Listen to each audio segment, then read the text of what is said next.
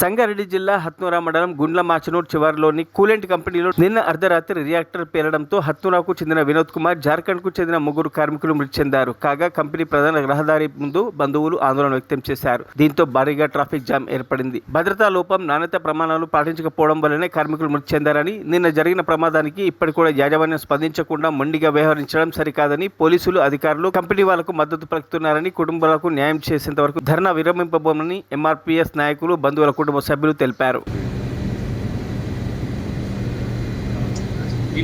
Phone చేసి ఈయన లేకపోతే ఆయన ఫోన్ చేస్తే ఆయన లేదు. రాత్రి పేపర్లలో ఆల్రెడీ వస్తుంది.